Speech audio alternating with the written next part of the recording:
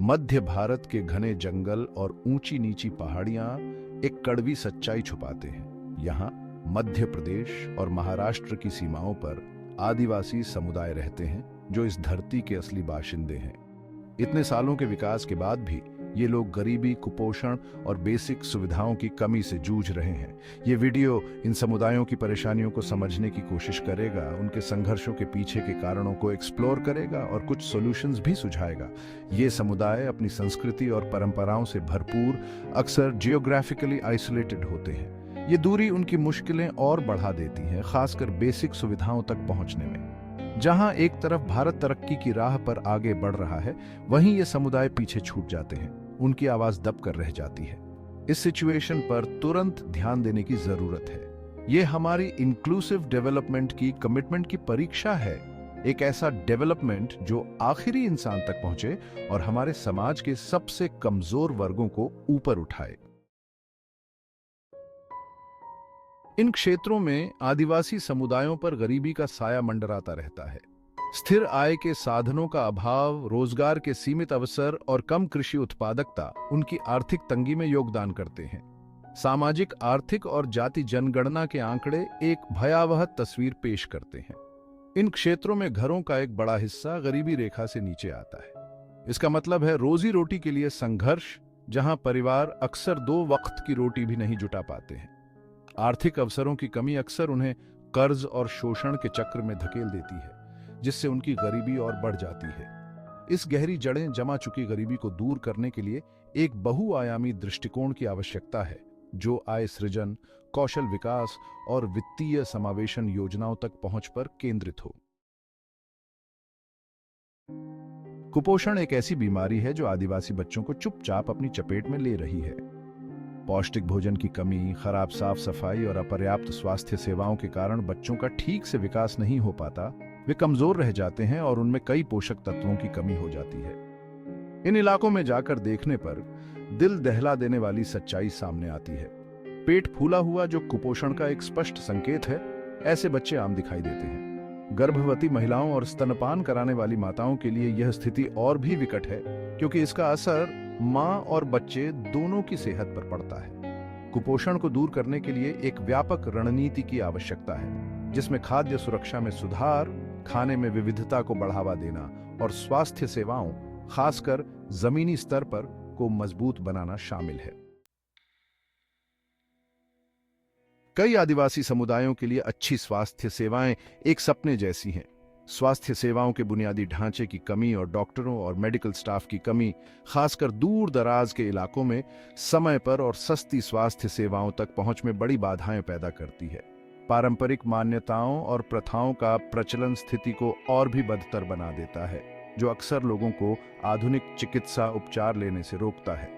बच्चे के जन्म और बचपन की बीमारियों के मामलों में यह विशेष रूप से सच है। इन क्षेत्रों में सार्वजनिक स्वास्थ्य सेवा प्रणाली को मजबूत बनाना बहुत जरूरी है।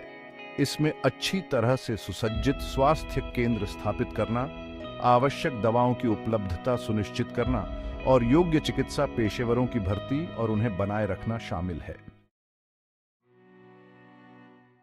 भाग 5, शिक्षा, एक दूर का सपना। शिक्षा, जिसे एक बेहतर भविष्य का रास्ता माना जाता है, कई आदिवासी बच्चों की पहुंच से बाहर है।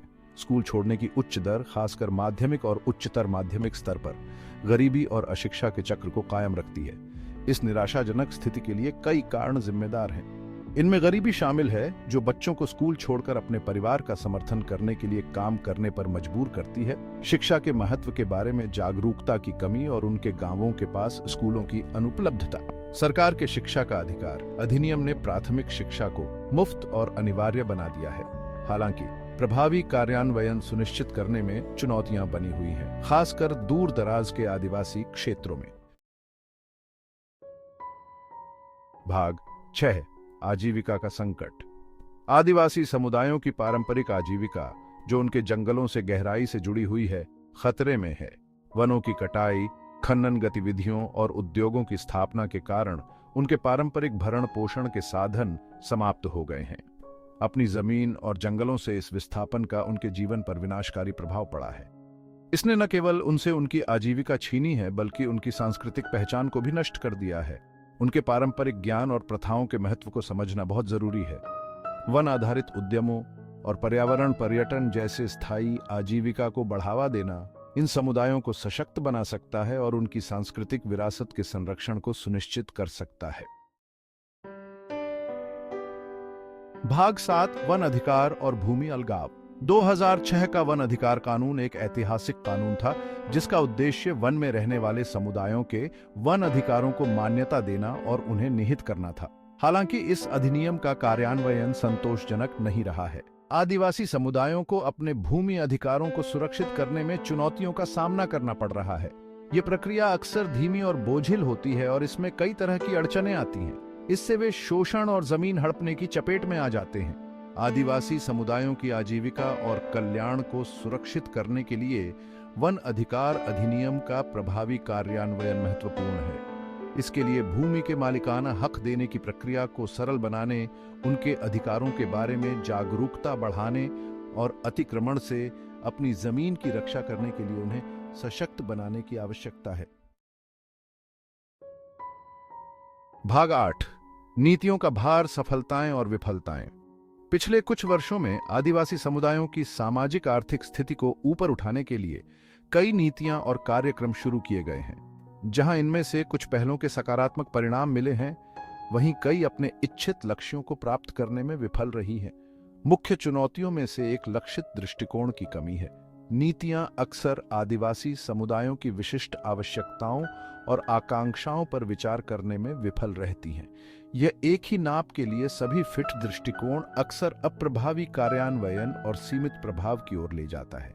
एक और चुनौती विभिन्न सरकारी विभागों के बीच समन्वय की कमी है।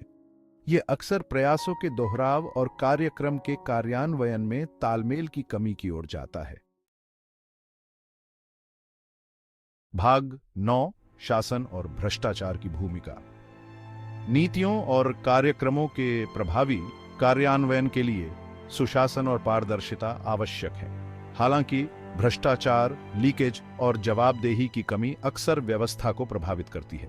यह दूर दराज के आदिवासी क्षेत्रों में विशेष रूप से सच है, जहां सरकार की पहुंच सीमित है। प्रभावी निगरानी तंत्र का अभाव भ्रष्टाचार को फलने फूलने देता है। इन समुदायों के कल्याण के लिए रखे गए संसाधनों को मोड़ देता है। शासन तंत्र को मजबूत करना, पारदर्शिता और जवाबदेही को बढ़ावा देना और स्थानीय समुदायों को निर्णय लेने की प्रक्रिया में भाग लेने के लिए सशक्त बनाना, यह सुनिश्चित करने की दिशा में महत्वपूर्ण कदम है कि विकास के लाभ जरूरतमंदों तक पहुंचे। भाग 10 बदलाव की पुकार। आदिवासी समुदायों की दुर्दशा पर तत्काल ध्यान देने की आवश्यकता है। यह समय बयानबाजी से आगे बढ़कर उन प्रणालीगत मुद्दों को दूर करने के लिए ठोस कदम उठाने का है जो उनके हाशिए पर रहने को बनाए रखते हैं। एक आदर्श बदलाव की जरूरत है जो आदिवासी समुदायों के अधिकारों, आकांक्षाओं और क्षमता को पहचानता हो। उन्हें विकास के लाभार्थियों के रूप में नहीं, बल्कि विकास प्रक्रिया में समान भागीदारों के रूप में देखा जाना चाहिए। सतत और समावेशी विकास प्राप्त करने के लिए उन्हें अपने भाग्य का नियंत्रण अपने हाथों में लेने के लिए सशक्त बनाना आवश्यक है। भाग 11 निष्कर्ष, सबके लिए एक बेहतर भविष्य। मध्य भारत के आदिवासी समुदाय अपनी समृद्ध सांस्कृतिक विरासत और भूमि से गहरे जुड़ाव के बावजूद आज भी बहुत सी चुनौतियों का सामना कर रहे हैं। उनके अस्तित्व के लिए संघर्ष हमारे समाज में बनी असमानताओं की एक कठोर याद दिलाता है। उनकी दुर्दशा को दूर करने के लिए एक बहुआयामी दृष्टिकोण की आवश्यकता है जो गरीबी उन्मूलन, स्वास्थ्य सेवा और शिक्षा में सुधार, भूमि अधिकार सुनिश्चित करने, स्थायी आजीविका को बढ़ावा देने और शासन तंत्र को मजबूत करने पर केंद्रित है। यह हमारी सामूहिक जिम्मेदारी है कि हम यह सुनिश्चित करें कि विकास का फल हमारे समाज के सबसे वंचित वर्गों तक पहुंचे। तभी हम एक सच्चे अर्थों में समावेशी और न्याय संगत भारत का निर्माण कर सकते हैं, जहां सभी को सम्मान और समृद्धि का जीवन जीने का अवसर मिले।